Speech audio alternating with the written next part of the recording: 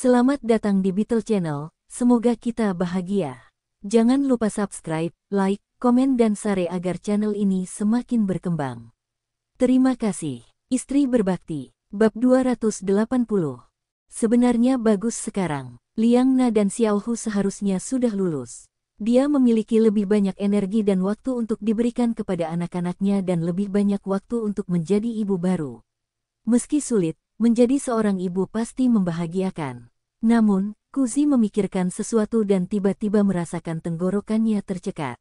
Saat itu, ketika Liang Chu melahirkan, dia menunggu sampai anaknya berumur 1 bulan sebelum dia mengetahuinya.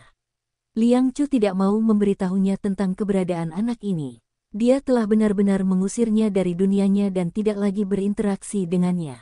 Dia masih bisa membayangkan ketakutan, rasa jijik, dan kebencian di mata Liang Chu ketika dia membuka pintu dan melihatnya setelah dia berlari ke rumah Liang Chu.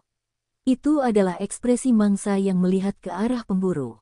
Kuzi tahu Liang Chu akan melakukan yang terbaik untuk mencegahnya menyentuh anaknya. Memikirkannya sekarang, dia adalah Huang Qing kedua saat itu. Jika bukan karena identitasnya sebagai seorang ibu, dia tidak akan pernah bisa menyentuh anak Liang Chu. Di kehidupan sebelumnya, keluarganya sudah berantakan. Kuzi awalnya mengira Liang Wen akan lebih mencintainya dan lebih memahaminya setelah melahirkan Liang Xiao.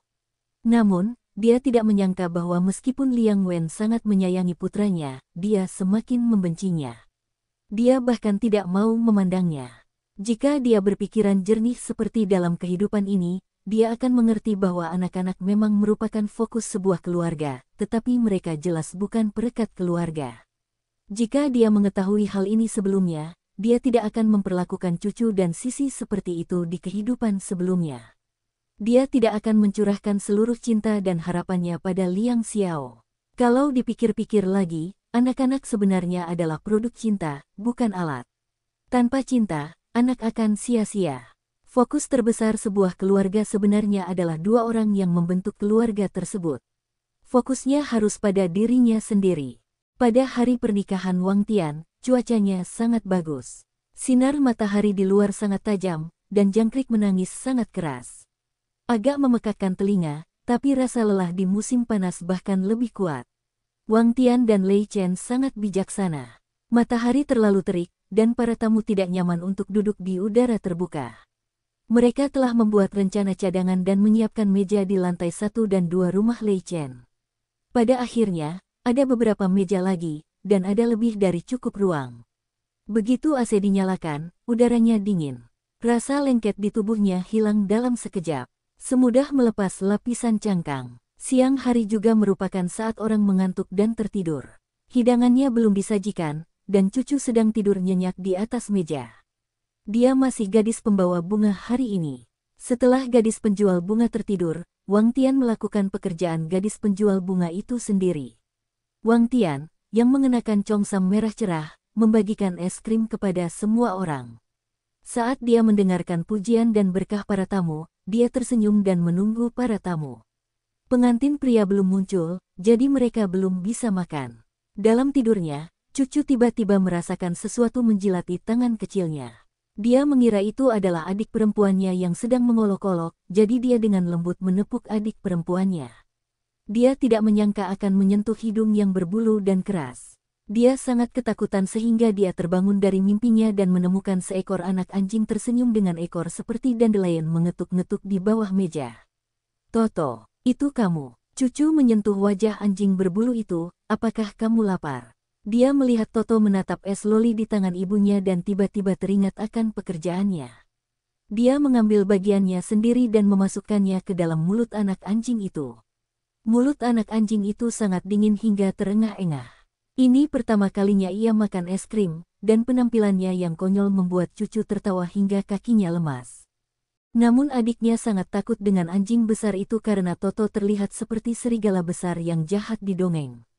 Cucu membawa cacing rakus ini dan pergi mencari Wang Tian. Toto juga punya misi hari ini.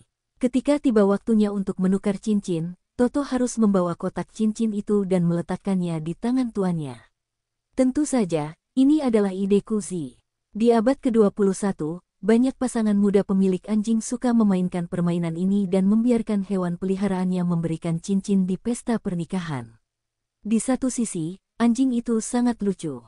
Di sisi lain, mereka memberi orang perasaan bahwa sebuah keluarga sangat penuh kasih sayang. Setiap anggota keluarga dikasihi dengan lembut. Setidaknya Kuzi sangat menyukai pernikahan seperti ini. Suasananya meriah dan menarik, menghadirkan banyak kelucuan berbeda di tempat pernikahan. Wang Tian secara khusus membawa dasi kupu-kupu kecil untuk hari ini. Ia tampak seperti manusia, dan anjing itu juga memiliki kepercayaan diri. Ia berjalan dengan kepala terangkat tinggi. Semuanya berjalan sangat lancar, dan rona merah perlahan mulai muncul di wajah semua orang. Pengantin wanita sudah membagikan makanan ringan dan es loli. Dia sedang mengganti dan merias wajahnya di belakang panggung. Dia akan segera bisa melihat pengantin cantik itu. Saat Wang Tian muncul, hampir semua orang bertepuk tangan. Dia seperti seorang putri. Saat cahaya menyinari dirinya, dia begitu cantik hingga tampak bersinar. Dia sangat cantik sehingga Lei Chen, yang duduk di seberangnya, tercengang. Saat mereka berdua berjalan ke atas panggung dan hendak bertukar cincin, seorang anak tiba-tiba berteriak, "Bu! Bukankah kita makan di pesta pernikahannya di pedesaan?" Pernikahan pertama Wang Tian juga mengundang banyak orang. Sudah lama sekali sehingga tidak ada yang bisa mengingat siapa yang datang saat itu. Wajar jika tamu yang diundang orang tuanya bertemu. Namun, suhu tubuh kerabat Lei Chen anjlok. Ketika Lei Chen mengundang mereka, dia tidak menyebutkan bahwa dia telah menikahi seorang wanita yang bercerai. Pantas saja selalu ada anak laki-laki di samping mempelai wanita. Ternyata dia adalah anak yang dibesarkan oleh perceraian tersebut.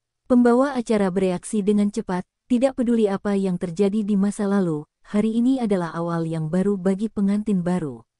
Mari kita beri keberkahan kita saat ini. Lei Chen mengambil alih mikrofon, semuanya, doakan kami mendapatkan hidup baru dan bahagia. Melihat betapa tulusnya sang pengantin pria, semua orang tidak berkata apa-apa lagi dan mengangkat gelas mereka untuk memberi selamat kepada pengantin baru. Wang Tian merasakan cincin dingin itu perlahan meluncur dari ujung jarinya ke pangkal jarinya. Dia melihat senyum lembut dan penuh kasih sayang Lei Chen. Sorakan di telinganya perlahan memudar. Seolah-olah hanya mereka berdua yang tersisa di dunia. Dia melirik putranya, yang memegang kamera berat dan kesulitan fokus. Mata Wang Tian langsung memerah. Namun segera, saat kamera menyala, senyuman muncul di wajahnya. Setelah menghadiri pernikahan Wang Tian, cucu tidak bisa melupakan anjing besar keluarga Xiao Hu itu untuk waktu yang lama. Demi anjing ini, cucu harus pergi ke rumah Xiao Hu hampir setiap hari. Lagi pula, mereka tidak tinggal jauh, dan itu dalam perjalanan sepulang sekolah. Kadang-kadang, ketika kedua anak itu bermain elang menangkap anak ayam, anak anjing akan menjadi elang, dan mereka akan menjadi anak ayam. Mereka juga bisa bermain dengan gembira sepanjang sore. Cucu merasa halaman luas di rumahnya lebih cocok untuk itu, jadi dia membawanya ke rumahnya sebagai tamu.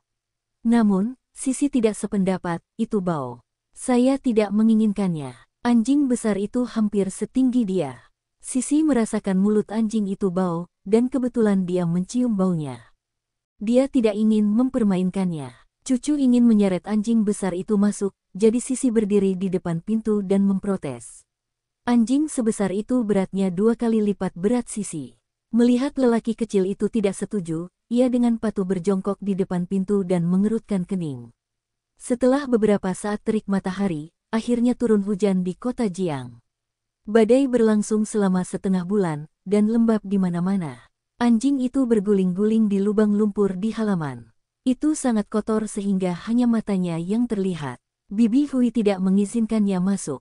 Cucu hanya bisa membiarkan teman barunya menderita dan tetap berada di depan pintu. Namun, cucu juga akan memberi anjing itu ayam untuk dimakan agar mereka tidak memiliki hati nurani yang bersalah saat makan malam.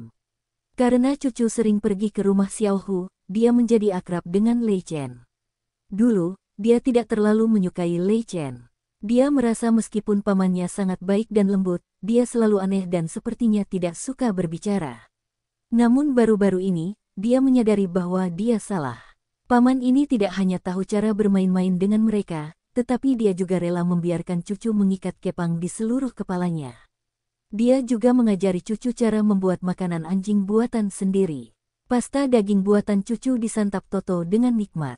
Saat Toto sedang makan, cucu berjongkok di sampingnya dan memperhatikan, memberinya sedikit rasa pencapaian. Meski dia masih belum bisa memasak, dia bisa memasak untuk Toto. Dia bisa dianggap sebagai koki di dunia anjing. Tentu saja, apa yang membuat garis pertahanan terakhir cucu melawan Lei Chen hancur adalah karena Lei Chen mampu membiarkannya melihat pemuda dan anak-anak Tiongkok. Seri majalah ini terlalu populer di kalangan siswa sekolah dasar. Dengan satu majalah di setiap kelas, anak yang pertama kali memiliki majalah adalah yang paling populer. Semua orang akan meminjam buku dari mereka, jadi tentu saja akan ada banyak makanan ringan. Meskipun cucu membenci suasana seperti ini, dia tidak punya pilihan selain mengabdikan dirinya padanya. Lagi pula, anak-anak dan remaja Tiongkok sangat bagus untuk dibaca. Itu juga salah satu dari sedikit buku non-waktu luang yang diakui oleh para guru. Tentu saja, Kuzi tidak akan keberatan jika putrinya memesan buku-buku ini, tetapi dia takut putrinya tidak akan menghargai buku-buku yang dia pinjam dari orang lain, jadi dia meminta putrinya untuk memotongnya dari perbendaharaannya sendiri. Begitu saran ini dibuat, wajah cucu langsung berubah menjadi buah kenari. Dia masih punya banyak rencana untuk perbendaharaan kecilnya. Dia sudah menabung sejak lama untuk membeli Anne of Green Gables, tapi jika dia membeli majalah, bukan saja hartanya yang kecil akan kosong, tapi dia juga akan kehabisan tabungan untuk waktu yang lama. Keinginan cucu untuk membeli majalah tanpa ampun dihilangkan sejak lama. Hingga suatu hari, ketika dia pergi ke rumah Xiaohu untuk bermain, dia melihat sebuah buku baru, Pemuda dan Anak-anak Tiongkok, di meja Xiaohu. Dia bertanya pada Xiaohu apakah dia bisa melihatnya, dan setelah Xiaohu dengan murah hati menyetujuinya, dia akhirnya mengumpulkan keberanian untuk membaliknya. Itu adalah episode terbaru. Pemboros besar yang khusus membeli majalah itu sakit di rumah kemarin, jadi tidak ada seorang pun di kelas yang mengalami masalah ini. Cucu dengan hati-hati memegang majalah itu di tangannya seolah-olah dia telah memperoleh panduan seni bela diri yang tiada taranya. Dia menatapnya seolah-olah dia takut kakinya tiba-tiba tumbuh. Xiaohu tertawa terbahak-bahak, jika kamu menyukainya, kamu dapat mengambilnya kembali dan membacanya. Saya juga bisa meminta ayah saya untuk memesan yang lain. Bagaimanapun, dia masih muda dan tidak mengenal banyak kata. Bersambung, terima kasih telah menyaksikan dan mendukung channel ini.